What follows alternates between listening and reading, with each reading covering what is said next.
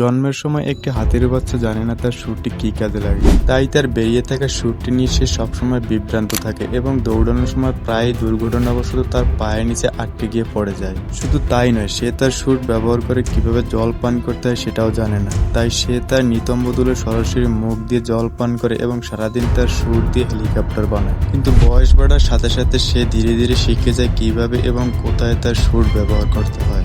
এমন সব ভিডিও পেতে আমার চ্যানেলটি অবশ্যই সাবস্ক্রাইব করুন।